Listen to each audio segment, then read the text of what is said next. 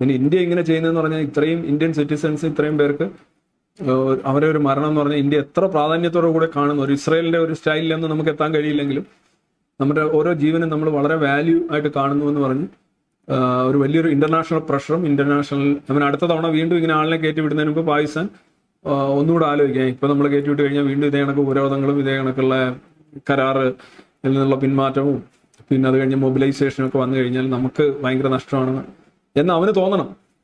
അവനല്ലാതെ വേറെ ഒരു ലാംഗ്വേജും അവന് മനസ്സിലാവില്ല.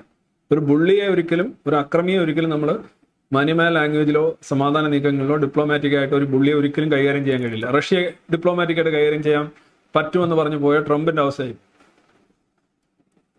പാകിസ്ഥാൻ ആകെയുള്ള ഒരു ഇതെന്ന് പറയുന്നത് ഇന്ത്യയെ എതിർക്കുന്നു എന്നുള്ളതാണ്. ഇന്ത്യയെ എതിർക്കുന്ന രാജ്യം, ഇന്ത്യയായിട്ട് യുദ്ധം ചെയ്ത രാജ്യം എന്നൊക്കെ ഉള്ളതാണ് പാകിസ്ഥാൻ ആകെ ഇപ്പം നിലനിൽക്കുന്ന ഒരു ക്രെഡിറ്റ് എന്ന് പറയുന്നത്. അതുകൊണ്ട് അവരത് നോക്കൂ, ഞങ്ങൾ ഇന്ത്യയുമായി യുദ്ധത്തിലാണ് എന്ന് പറഞ്ഞ് ഇന്ത്യക്കാണെങ്കിൽ ഒരു നേട്ടമില്ല. പാകിസ്ഥാനെതിരെ ജയിച്ചാലും നേട്ടമില്ല, പാകിസ്ഥാനായിട്ട് യുദ്ധം ചെയ്താലും നേട്ടമില്ല, ഒരു ഗുണവും ഇല്ലാതെ ഒരു പാട്ട എനിമിയാണ്. ബട്ട് സ്റ്റിൽ എനിമി പാട്ടയാണേലും കൊള്ളാം, സ്ട്രോങ് ആണേലും കൊള്ളാം.